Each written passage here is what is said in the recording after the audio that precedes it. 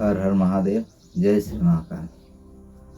आज वीडियो बनाने का तात्पर्य है आप सभी को कुछ ज्ञान देने के लिए। जैसा कि पहले मैंने बताया था, शरीर अगर हमारा स्वस्थ है, शरीर अगर स्वस्थ है तो आप किसी भी क्षेत्र में जा सकते हैं, या योग का क्षेत्र में जा सकते हैं, ध्यान का क्षेत्र में जा सकते हैं, या अपने शरीर को अच्छे से बना करके अनेकों अनेक प्रकार का साधन कर सकते हैं, साधनाएं कर सकते हैं और अनेकों अनेक प्रकार के कार्य कर सकते हैं।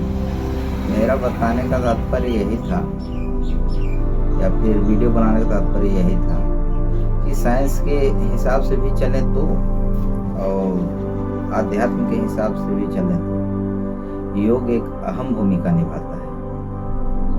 योग सब कुछ सिखाता है। योग से चरित्र बनाया जा सकता है, योग से शरीर बनाया जा सकता है, योग से भगवान को प्राप्त किया जा सकता है।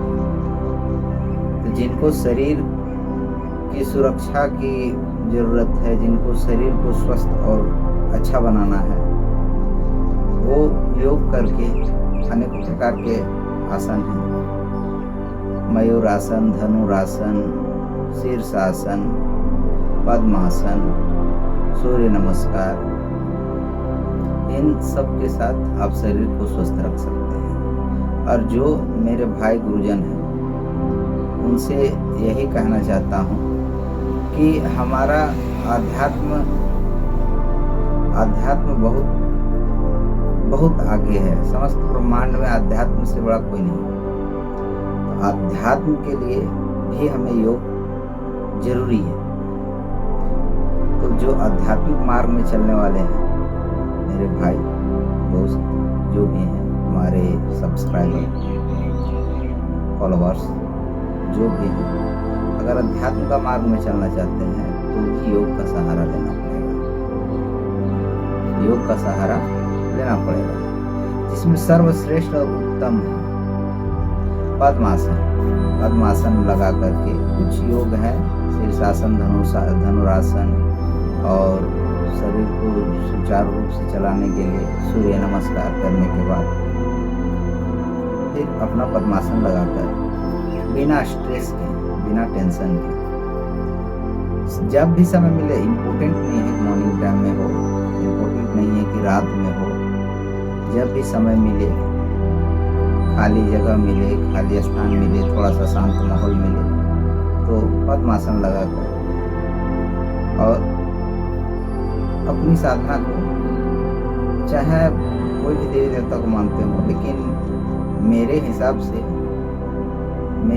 से नमः शिवाय का जाप करते हुए, पद्मासन लगाकर नमः शिवाय का जाप करते हुए आप आध्यात्मिक जगत में कदम रख सकते हैं, बढ़ सकते हैं।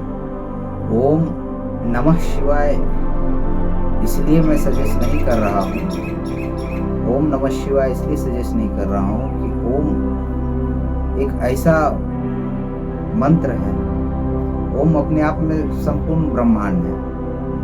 ओम का उच्चारण सबसे पहले अगर कोई भी ओम से शुरुआत करते हैं बिना गुरु के तो कोई प्रॉब्लम हो सकता है, होगा ही प्रॉब्लम, ये जरूरी नहीं है, लेकिन हो सकता है, क्योंकि ओम का उच्चारण आज्ञा चक्र में सबसे पहले पड़ता है। ओम हो गया, ओम हो गया, आज्ञा चक्र में पड़ता है, सहस्त्रार्थ चक्र में पड़ता है। तो ओम का सजेशन हम अभी नहीं देते हैं। अगर कोई बढ़िया गुरु हैं आपके साथ, वो बताएंगे, रक्षण के लिए है, किसी तरह परेशानी होता है तो वो आपकी रक्षा सुरक्षा कर सकते हैं। ओम का उच्चारण नहीं करना चाहिए। कारण है, अब मुझे भूख लगी है, 1 प्लेट चावल खाने का है और मैं एक बड़ा सा पतीला खा लूँ तो वो नुकसान ही करेगा, फायदा करेगा नहीं। तो स्टेप बाय स्टेप बढ़ें, आराम से, धीरे से बढ़ें, योग करते हुए ध्यान करें। इससे आपका शरीर तो विकास होगा, शरीर का विकास होगा ही, आंतरिक ऊर्जाओं का विकास होगा, मन का विकास होगा और हमेशा शरीर स्वस्थ रहेगा।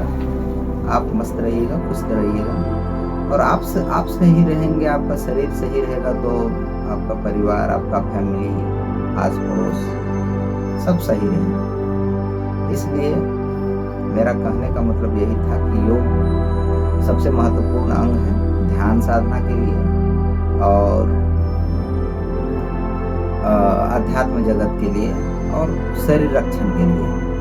तो योग बहुत ज़रूरी है। योग करते रहें, योग के साथ सभी तरह की साधनाएँ जो भी हैं उनको करते रहें, ध्यान करते रहें, आपको फर्क पता चल जाएगा। जैसा कि मैंने पहले बताया, ध्यान करने वाला व्यक्ति का चेहरा, आँख, शरीर सब कुछ बयां करने लगता है, अपने आप बयां करने लगता है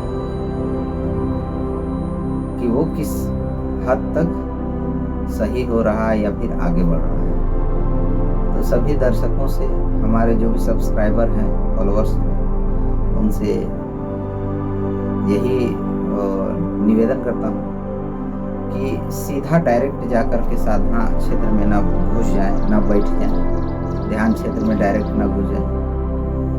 पहले अपने आप को स्टेबलाइज करें, जैसे कि मैंने बताया था, आसन सिद्धि का प्रयास करें, पर डे बैठने का प्रयास करें, आधा घंटा 1 घंटा जो भी हो, और आसन मंत्र के साथ आसन को सिद्धि करें। उसके बाद फिर योग करते हुए ध्यान और साधना, और आगे जो भी होगा मैं आने वाली वीडियो में बताता रहूँगा। यही कुछ छोटी-छोटी सी टिप्स हैं, छोटी-छोटी सी बातें जो मैं आप तक पहुँचाता रहूँगा। आदेश। हर हर महादेव, जय श्री महाकाल, ओम नमः शिवाय।